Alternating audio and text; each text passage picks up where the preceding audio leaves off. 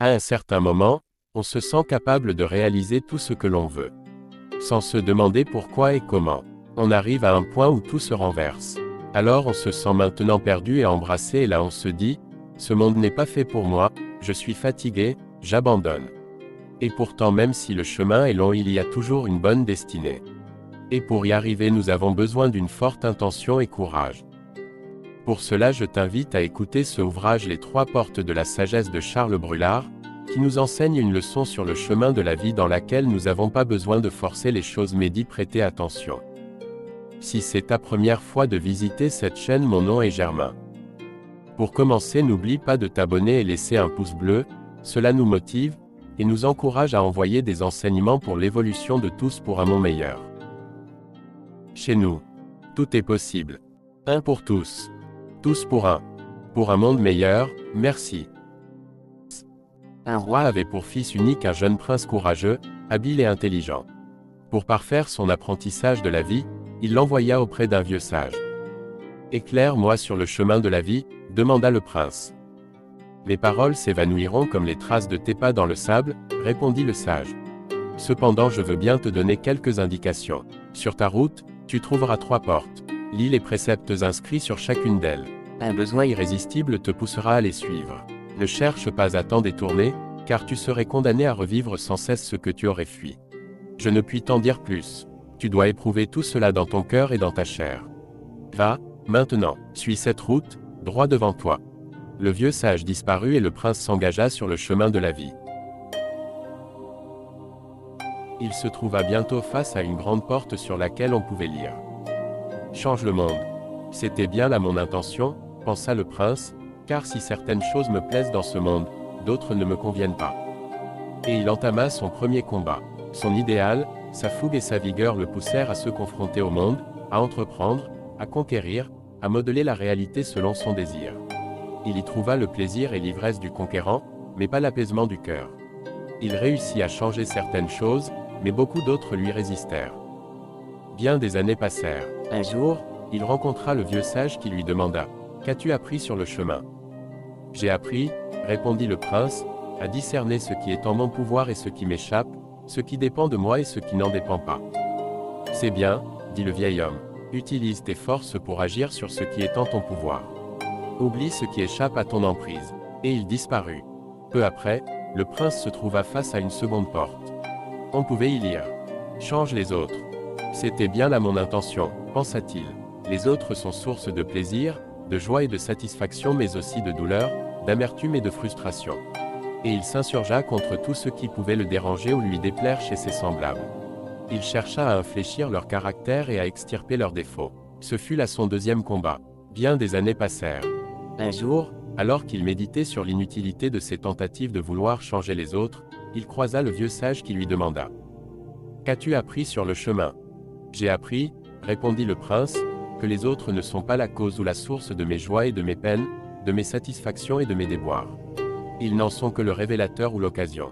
C'est en moi que prennent racine toutes ces choses. » « Tu as raison, » dit le sage. « Parce qu'ils réveillent en toi, les autres te révèlent à toi-même.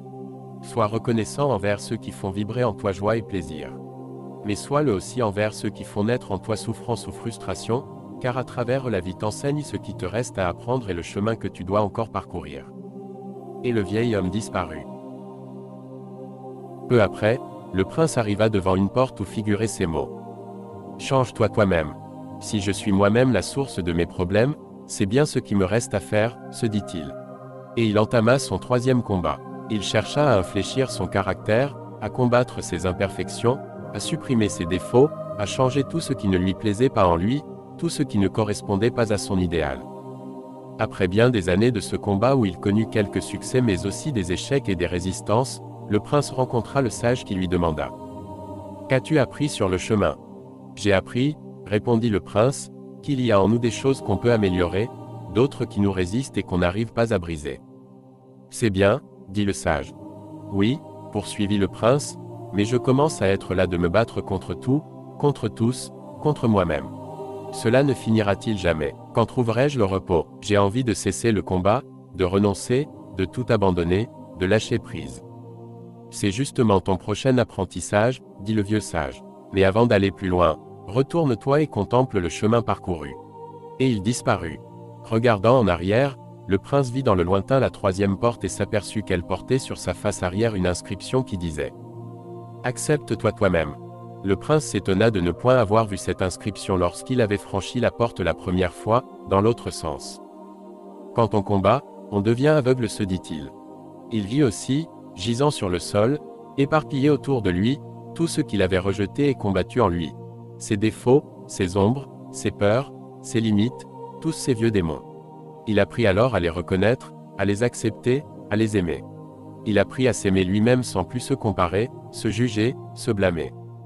Il rencontra le vieux sage qui lui demanda « Qu'as-tu appris sur le chemin ?»« J'ai appris, répondit le prince, que détester ou refuser une partie de moi, c'est me condamner à ne jamais être en accord avec moi-même. J'ai appris à m'accepter moi-même, totalement, inconditionnellement. C'est bien, dit le vieil homme, c'est la première sagesse. Maintenant tu peux repasser la troisième porte. À peine arrivé de l'autre côté, le prince aperçut au loin la face arrière de la seconde porte et il lut « Accepte les autres ». Tout autour de lui il reconnut les personnes qu'il avait côtoyées dans sa vie. Celles qu'il avait aimées et celles qu'il avait détestées. Celles qu'il avait soutenues et celles qu'il avait combattues. Mais à sa grande surprise, il était maintenant incapable de voir leurs imperfections, leurs défauts, ce qui autrefois l'avait tellement gêné et contre quoi il s'était battu. Il rencontra à nouveau le vieux sage. « Qu'as-tu appris sur le chemin ?» demanda ce dernier. « J'ai appris, répondit le prince, qu'en étant en accord avec moi-même, je n'avais plus rien à reprocher aux autres, plus rien à craindre d'eux. J'ai appris à accepter et à aimer les autres totalement, inconditionnellement. » C'est bien, dit le vieux sage. C'est la seconde sagesse. Tu peux franchir à nouveau la deuxième porte. Arrivé de l'autre côté, le prince aperçut la face arrière de la première porte et il lut « Accepte le monde. » Curieux, se dit-il, que je n'ai pas vu cette inscription la première fois. Il regarda autour de lui et reconnut ce monde qu'il avait cherché à conquérir, à transformer, à changer. Il fut frappé par l'éclat et la beauté de toutes choses. Par leur perfection. C'était pourtant le même monde qu'autrefois. Était-ce le monde qui avait changé ou son regard? Il croisa le vieux sage qui lui demanda « Qu'as-tu appris sur le chemin ?» J'ai appris, dit le prince, que le monde est le miroir de mon âme. Que mon âme ne voit pas le monde, elle se voit dans le monde. Quand elle est enjouée, le monde lui semble gai. Quand elle est accablée, le monde lui semble triste. Le monde, lui, n'est ni triste ni gai. Il est là, il existe, c'est tout. Ce n'était pas le monde qui me troublait, mais l'idée que je m'en faisais. J'ai appris à l'accepter sans le juger, totalement, inconditionnellement. C'est la troisième sagesse, dit le vieil homme. Te voilà à présent en accord avec toi-même, avec les autres et avec le monde. Un profond sentiment de paix, de sérénité, de plénitude envahit le prince. Le silence l'habita. Tu es prêt, maintenant, à franchir le dernier seuil, dit le vieux sage, celui du passage du silence de la plénitude à la plénitude du silence. Et le vieil homme disparut. Charles Brulard, décembre 1995. Chez nous, tout est possible. Un pour tous. Tous pour un. Que la personne qui renouvelle ce monde à chaque moment vous bénisse abondamment. Germain Briand.